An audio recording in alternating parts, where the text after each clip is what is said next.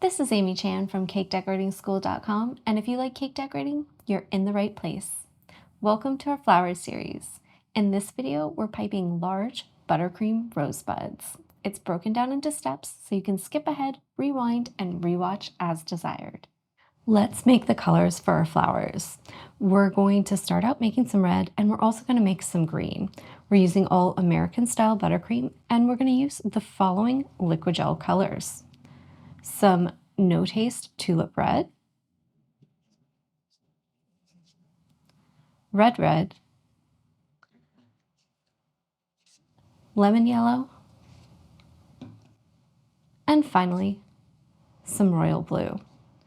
To start with, I've got a nice little heap of buttercream in there, and I'm going to make my red. I'm going to start out with 2 drops, 2 or 3 of my red, and then I'm going to give myself like 2 drops of my tulip. I want to make a blend of the 2 colors. That usually gives me a nice, vibrant red. Won't look like it immediately when we mix it up in the bowl, but it'll develop into a really nice red once we let it sit for a little bit. The 2 colors together make a really great, really beautiful red shade.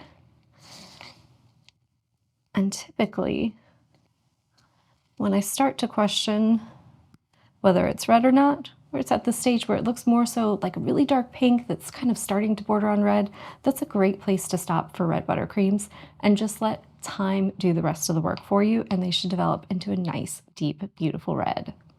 Now we're going to make some green. So I'm going to start out with my royal and just do 2 drops and give myself a nice drop of lemon, maybe a little half squeeze. Sometimes when you don't want a full drop, if you squeeze a little bit and then just touch the surface with it, you can kind of get like a half drop in there.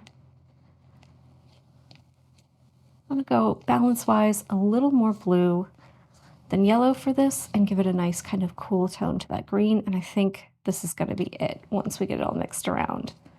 Looks perfect. I want it to have more of that kind of Kelly green vibe rather than a true, say, leaf green.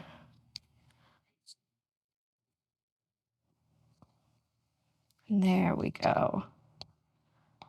That's beautiful. It's going to look great next to our red. For this flower, we're going to use 2 12-inch disposable decorating bags. We have them both fitted directly with the tip. For a red, we're using a number 125. And for our green, we're using a number 352. Now let's go over the techniques we're going to use to make our large rosebuds.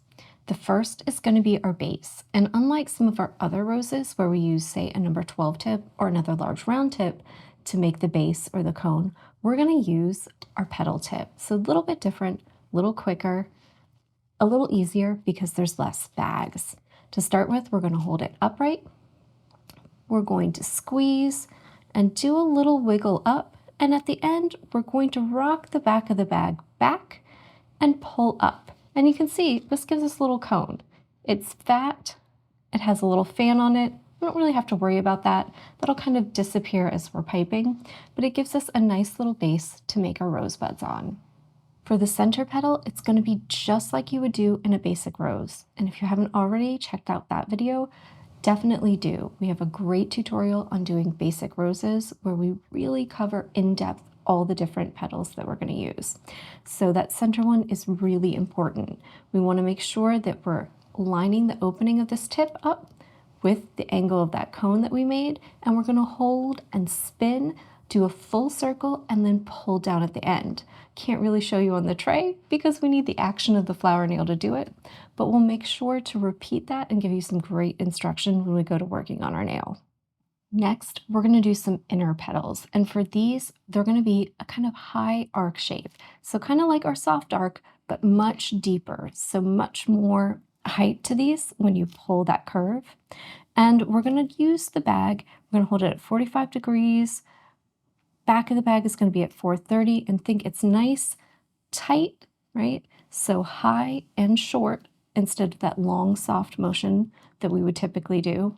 And we're really going to hug the mound that we've created with that center petal on it with the opening of the tip. So we're going to kind of change directions. We're going to rotate the opening of the tip a little bit as we lay this petal on.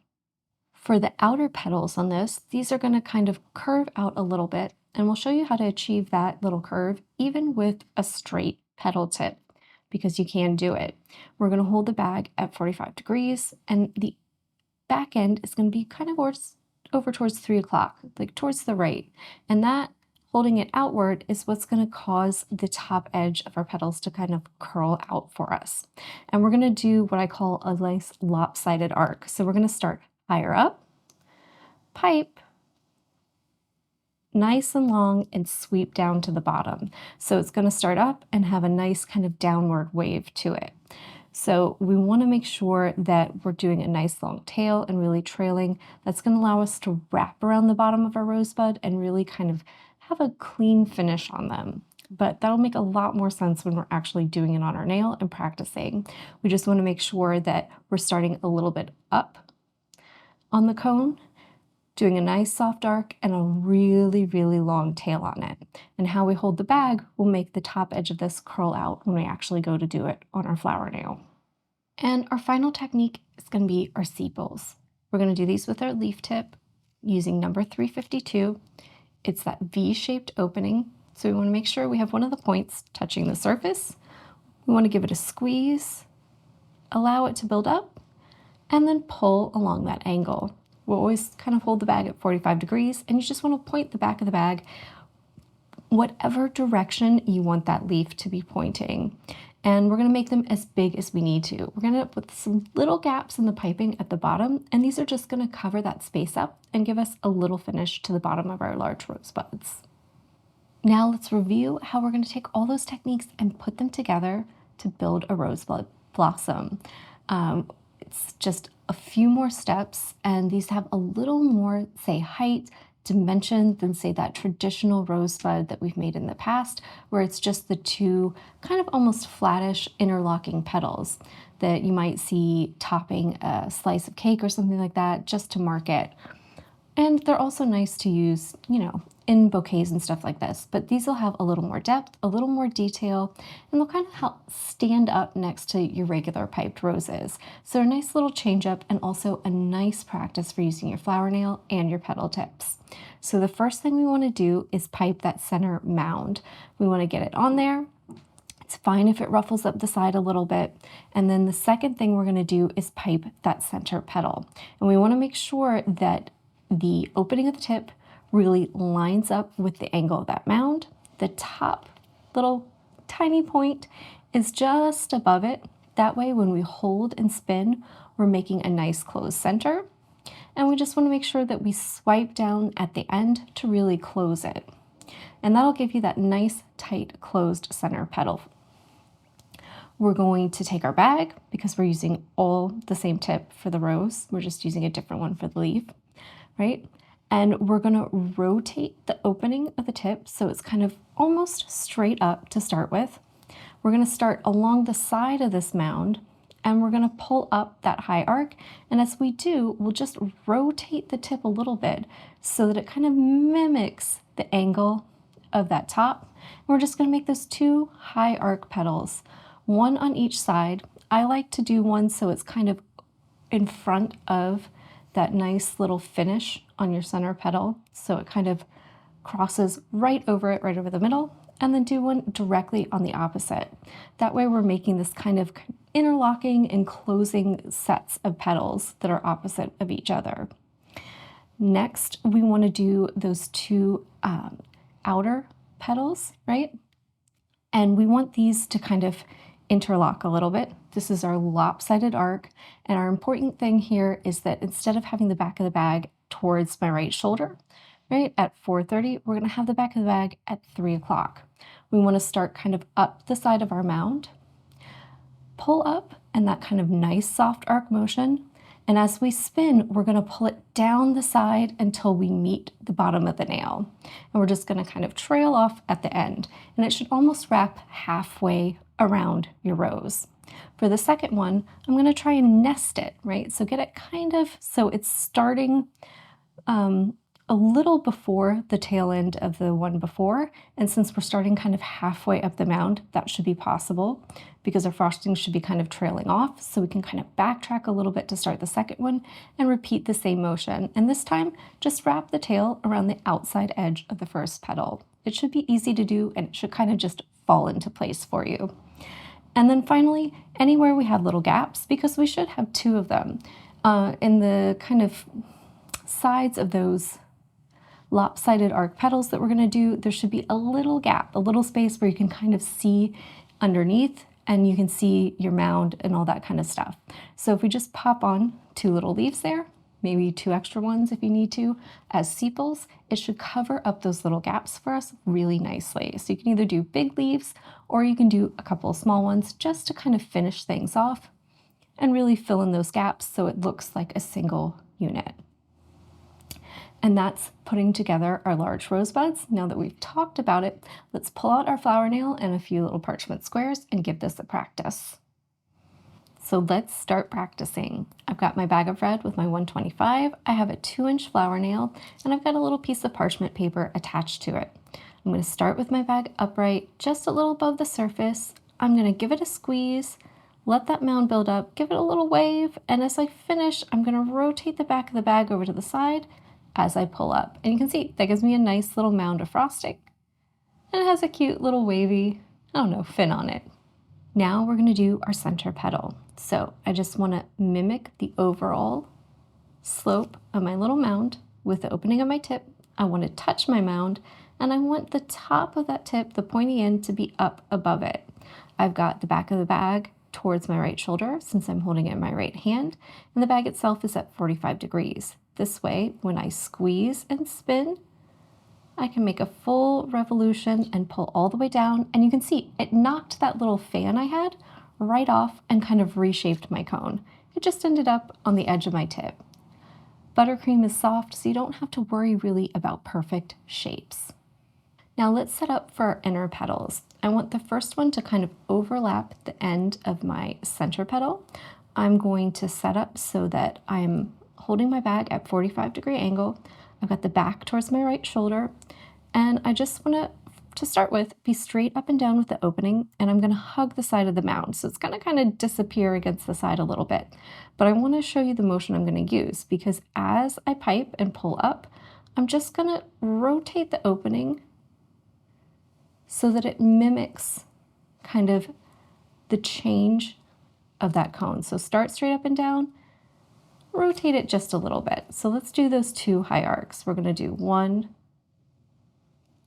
right here and 1 on the other side. And you can see that kind of encloses that center petal because we start straight up and we just slide it over as we go over the top and then back down. And if your paper gets a little messy, that's just fine. You can clean it up if you need to. We want to hold our bag a little differently. We're going to take the back end and rotate it out so it's towards 3 o'clock. We're going to start up the side, so not at the bottom, up the side of our cone, kind of on some of our petals, and we're going to pull that nice soft arc motion and pull it down and around. Paper's trying to slide around on me.